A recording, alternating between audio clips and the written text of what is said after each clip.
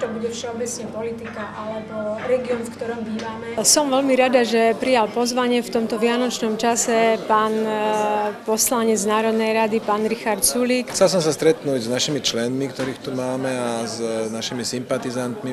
Myslím si, že sme mali veľmi príjemnú diskusiu. Predsa je to oveľa viac, ako keď len napíšem nejaký newsletter alebo nejaký blog a niekto si to môže prečítať. Tá diskusia, ten osobný rozhovor sa nedá nahradiť a takto sa teda snažím, keď mi to čas dovolí, chodiť po regiónoch. Je o vás veľmi známe, že ste dosť často online, ste predstaviteľ 21. storočia, dosť často sú vám veľmi blízke blogy a komunikácia je touto formou. Dnes napríklad padli veľmi zaujímavé, inteligentné otázky ohľadom aj financií, dôchodkovej reformy a tak ďalej. Bola živá diskusia zo strany, alebo respektíve otázky zo strany vašich návštevníkov? Pre mňa ma prekvapila tá úroveň, tá vysoká odborná úroveň tých otázok a tým pádom aj, viete, keď dostanete otázku na úrovni, tak viete sa aj na úrovni baviť a o to zaujímavejšie tie rozhovory boli.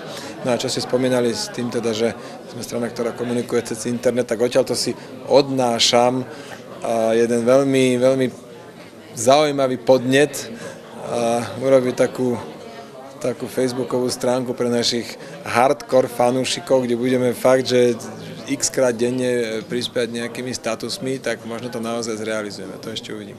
Veľmi často sa pohybujem po mestách a po obciach na celom Slovensku. Stretávam sa s mienkotvornými ľuďmi, stretávam sa aj s ľuďmi, bežnými pracovníkmi, stretávam sa s mládežou aj s ľuďmi skôr narodenými. Dnes to bolo naozaj veľmi príjemné, bolo tu veľmi vnímavé publikum, ktoré došlo pripravené a ja si myslím, že ten dnešný večer bol veľmi prospešný nie len pre našich poslucháčov, pre našich priaznivcov, pre ľudí, ktorí sa prišli porozprávať, ale bol veľmi prospešný aj pre nás, pretože každé takéto stretnutie nás výrazne obohacuje do budúcnosti.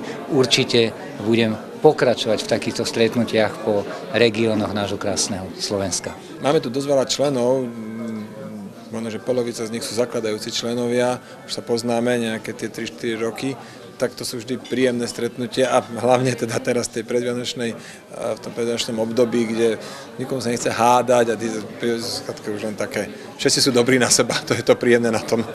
Pán Sulík, posledná otázočka pred Vianocami, aký odkaz by ste vyslali Banovčanom? No, nech to skrátka pretrpia, vydržia. Bohužiaľ, tie ekonomické ukazovatele, tak ako sa to vyvíja, nebude budúci rok ružový, čo je možno ešte horšia správa, že ten ďalší rok tamto možno v plnom rozsahu doľahne tie neodborné ekonomické rozhodnutia, ktoré teraz táto vládna strana, ktorá je pri moci, pácha. Na druhej strane Slováci sú národ, ktorí si vždy dokázali poradiť aj v ťažších situáciách. Je to národ, ktorý dokáže veľmi dobre improvizovať a vždy sa nejakým spôsobom vynájsť. Ľudí hlavne zaujímala voľná téma a to je strávenie Vianoc našich poslancov. Bol tu Ľubomír Galko, bol tu Richard Sulík. Myslím si, že už aj poslanci sa snažili vyhnúť témam politickým, možno trošku zarezonovali témy ekonomické, ktoré sa nás veľmi bytostne dotýkajú, ale viac menej mám z toho veľkú radosť, že ľudia prijali pozvanie a začala tu byť už taká vianočná atmosféra. Tá nádej tu je, že Slovensko jednoducho sa vystrábi z tých problémov, ktoré dnes má. Sme krajina, ktorá jednoducho má veľmi dobré podnebie na toto, ktorá má veľa vody. O pár desiatok rokov bude voda určite drahšia ako ropa napríklad.